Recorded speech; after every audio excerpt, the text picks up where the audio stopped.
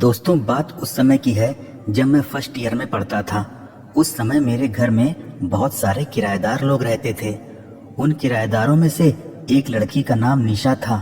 निशा 6 महीने से मेरे घर में किराए पर रह रही थी। वो कमरे में अकेली ही रहती थी। वह पढ़ाई के लिए अपने गांव से यहाँ आई थी। निशा देखने में गोरी लड़की थी। उसकी लंबाई भी मेरे आसपास की ही थी। उसकी दुकान का मिल्क शेक, मकान और एक बड़ा सा चबूतरा बहुत ही हरा भरा था। वह अधिकतर सूट सलवार ही पहना करती थी। हम दोनों एक ही क्लास में पढ़ते थे। इसके कारण हम दोनों की दोस्ती बहुत ही जल्दी हो गई थी, क्योंकि कभी कभी मैं उसके पास नोट्स मांगने जाया करता था और वह भी कभी कभी मेरे पास अपने नोट्स पहुंचाने आ जाया करती थी। धीरे धीरे हम दोनों की दोस्ती प्यार में कब बदल गई हमें मालूम ही नहीं चला।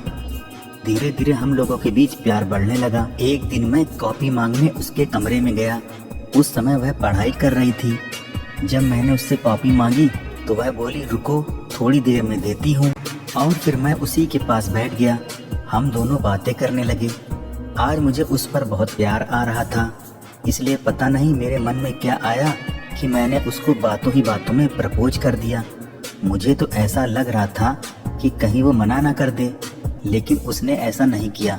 वह बोली कि सच पूछो तो मुझे भी तुमसे बात करना अच्छा लगता है।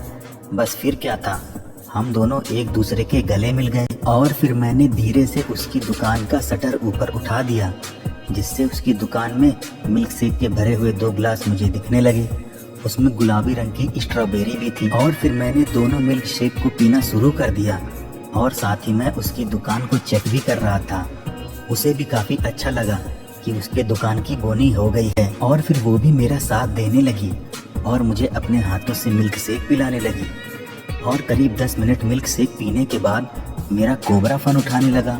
तभी उसकी नज़र मेरे कोबरे पर पड़ गई और उसने मुस्कुराते हुए मेरे मोटे कोबरे को टोकरी से निकाल लिया और बोली, ये काटेगा तो नहीं? मैंने बोला नहीं। और फिर वो कोबरा को दोनों हाथों से पकड़कर खेलने लगी और ज़्यादा खेलने की वजह से कोबरा को चक्कर आ गया और उसने तुरंत जहर उगल दिया। तभी निशा हंसते हुए बोली, अरे तुम्हारा कोबरा तो इतनी जल्दी पानी छोड़ दिया, अभी तो मैंने इसे अपना चबूतरा भी नहीं घुमाया, बड़ा ही कमजोर है ये कोबरा। मुझे निशा की बात पर बहुत गुस्सा आ गया। और फिर क्या था, मैं बाहर गया और कोबरा के लिए ताकत की दवा ले आया। इसके बाद मेरे कोबरा ने उसकी दुकान, मकान और चबूतरे का हावड़ा ब्रिज बना दिया। और वो बोली, बस करो, तुम्हारा कोबरा तो अनाकोंडा बन गया है। तो फ्रेंड्स, ये कहानी आप लोगों को कैसी लगी कमेंट सेक्शन में जरूर बताइएगा।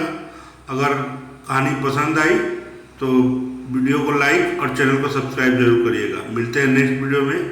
आज के लिए इतना ही। मस्त रहिए, खुश रहिए।